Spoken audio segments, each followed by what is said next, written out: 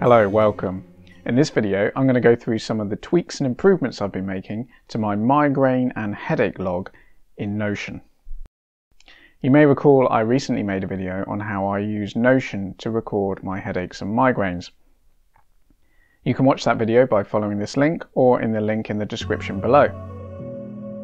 Now, as I say, I've made some improvements and I'm really keen to show you, and in this video I'll go through those things that I've tweaked and changed. What's even better is I've made a free template that you can use in your Notion, and that's available for you to download by clicking on the link in the description below.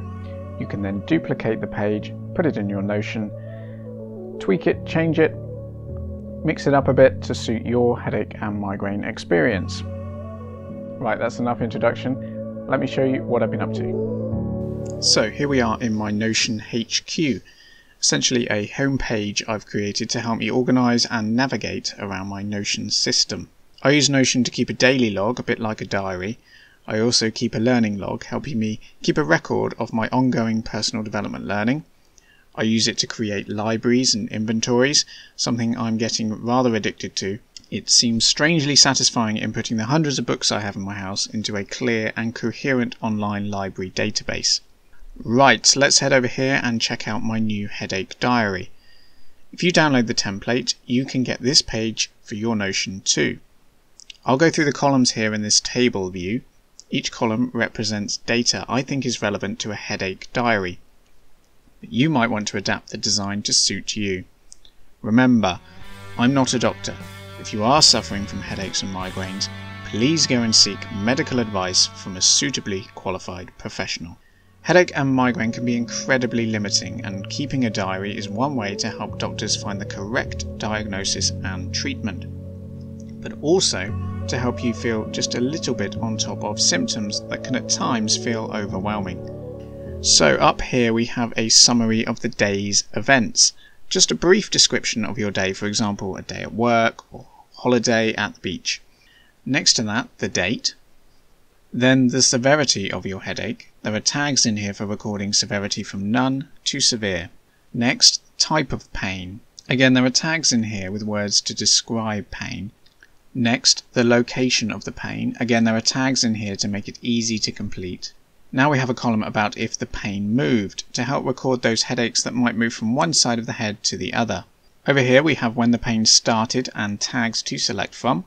Here we have duration in hours. Just pop in a number to represent how many hours you were in pain for. Here we have a column for other symptoms. I've created a few tags here of some common symptoms, but it's very easy to create more.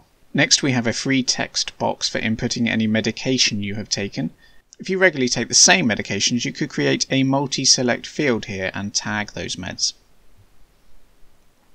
Next, a column for recording whether those medications helped in any way. Next, a yes, no for if you experienced an aura, and if we scroll across next to it, we have a text box for inputting a description of an aura if you experienced one. Next, we have some tags to select to describe the weather, and next to that, some tags to describe your mood. These columns might help you find triggers.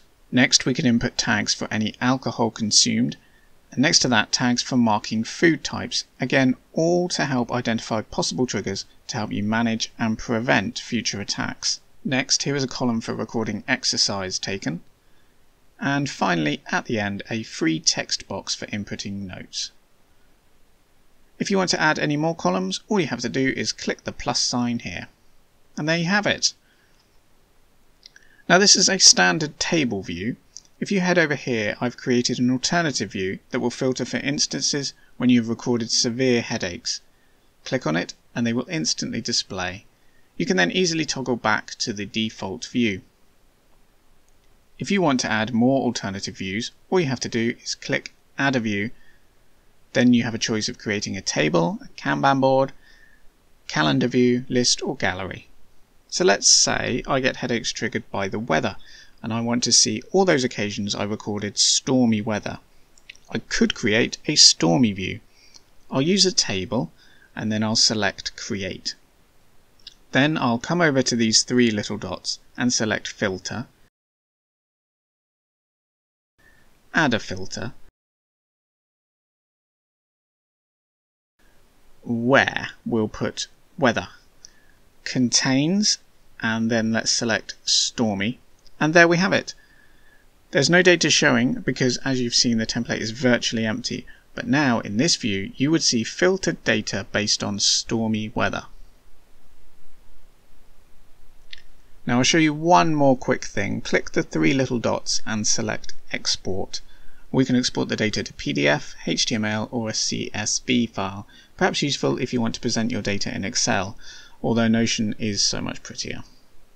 Well, I hope that was useful. If it was, remember you can download a template available in the description below, duplicate it and put it in your Notion.